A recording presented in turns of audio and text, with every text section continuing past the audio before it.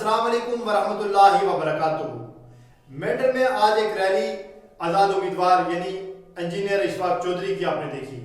उस रैली से क्या चीज़ें पता चलती हैं, सारी चीज़ें डिस्कस ज़रूर की जाएंगी। चैनल को ज़रूर सब्सक्राइब कर लीजिएगा। आपको मैं बताते चलूँ, इंजीनियर इशफाक की रैली पहले नॉमिनेशन के दिन होने जा रही थी, लेकिन नॉमिनेशन के दिन कैंसिल की गई। वजह यह बताई गई कि जैम हो जाएगा, तो उस वजह से रैली को कैंसिल किया।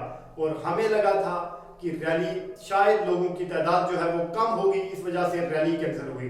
लेकिन उसके बाद ये भी हमें लगा कि शायद लोग पुल से बुलाए जाएंगे, शायद लोग सुरन कोट से बुलाए जाएंगे, क्योंकि उनके मुखालफिन अगर नेशनल कॉन्फ्रेंस की बात करें, उनकी तरफ से काफ़ी चीज़ें ये चलाई जा रही थी कि पेड वर्कर बुलाए जाएंगे, पेड लोग बुलाए जाएंगे।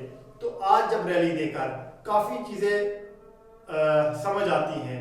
रैली में आप अगर फ्रंट रो देखेंगे, उस रैली में वो बड़े शख्स होते हैं, वो बड़े शख्सियत होते हैं जो एक साल पहले या फिर 7 महीने पहले तक नेशनल कॉन्फ्रेंस का हिस्सा हुआ करते थे। मैं कहाँ से शुरुआत करूँ? अगर गुरसाई में देखें तो गुरसाई से बाजी मियाँ फारूक डीडीसी मेंबर, उसी के साथ जिन्होंने हाल ही में नेशनल कॉन्फ्रेंस का दामन छोड़ा, सरफराज चौधरी। और उसके बाद अगर बात करें शौकत चौधरी जो डिस्ट्रिक्ट सेक्रेटरी के ओहदे पर थे। और उसके बाद अगर बात करें चौधरी मीर मोहम्मद साहब हो गए, और बाकी बहुत सारे वहाँ पर कासिम जी मौजूद थे। इस तरीके से बहुत सारे लोग थे जो नेशनल कॉन्फ्रेंस के साथ चलते थे। और आज उन्होंने कहीं ना कहीं इशफाक चौधरी को अपना सपोर्ट एक्सटेंड किया। इससे काफ़ी चीज़ें क्लियर भी हो रही हैं। और उसके बाद इसको तो मैं कंप्लीट करूंगा ही, उसके साथ मैंने जब मैं लोगों को देखने लगा कि वहां पर लोग कौन से बैठे हुए हैं, क्या सुरन कोट के हैं, क्या पुंछ के हैं, मैं आपको हकीकत बताते चलूं, वो हमारे मेंढर के लोग हैं। और वो शख्स हैं जो कल तक नेशनल कॉन्फ्रेंस में हुआ करते थे। और ज्यादातर कौन से कबीला के लोग वहां पर मौजूद थे? गुज्जर बकरवाल कबीला के लोग वहां पर ज्यादा दिखे। गुज्जर बकरवाल इस कबीला की मैंने इसलिए बात की, या पहाड़ी कबीला की, क्योंकि गुज्जर बकरवाल कबीला को फॉर ग्रांटेड नेशनल कॉन्फ्रेंस ने समझ के रखा था। अगर कोई वोट आए ना आए, हमें गुज्जर बकरवाल कबीला का वोट हमारे से बाहर नहीं जा पाएगा।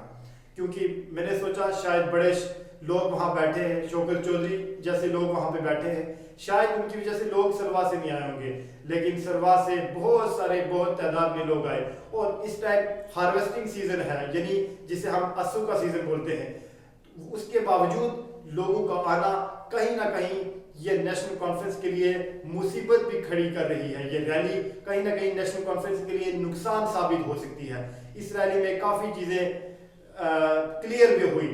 वहीं पर मियाँ बाजी फारूक की तरफ से तकरीर भी की गई। उनके फर्जंद भी आते हैं, वहां पर तकरीर करते हैं। शौकत चौधरी साहब तकरीर करते हैं, इंजीनियर इशफाक साहब तकरीर करते हैं, और वहां पर अपनी बातें रखते हैं। उनकी बातों से काफ़ी चीज़ें पता चलती हैं।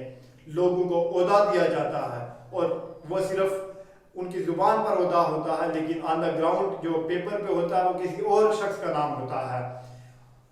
बहुत सारी चीज़ें 370 के रिलेटेड बात की। अब बात यहाँ पे रुकती नहीं, बट सवाल यहाँ पर यह आता है, अब नेशनल कॉन्फ्रेंस का वोट क्या रहेगा? नेशनल कॉन्फ्रेंस जिस चीज़ को फॉर ग्रांटेड मानती थी, जिस कबीले को फॉर ग्रांटेड मानती थी, उस कबीले की ज़्यादा तादाद जो है वो इशफाक चौधरी की रैली में अगर दिखती है। इससे जाहिर सी बात है नेशनल कॉन्फ्रेंस को वो फॉर ग्रांटेड वाला वोट जो है वो तो नहीं मिलेगा, बहुत कम वोट मिलेगा। क्योंकि वही वोट पीपल्स डेमोक्रेटिक पार्टी के कैंडिडेट नदीम खान भी थोड़ा सा देंगे, वही वोट शहजाद मलिक भी लेंगे। इसका मतलब कहीं ना कहीं नेशनल कॉन्फ्रेंस फिलहाल के तौर पर अगर देखा जाए, बाकी कल की रैली कैसे रहती है उसके हिसाब से बात भी की जाएगी, लेकिन अभी तक जो दिख रहा है उसके हिसाब से ये लग रहा है नेशनल कॉन्फ्रेंस अपनी पोजीशन धीरे धीरे खोती जा रही है। अब देखते हैं इसके बाद कोई और रैली होती है। कल नेशनल कॉन्फ्रेंस की है, और उसके बाद भारतीय जनता पार्टी की है, और उसके बाद पीडीपी की है।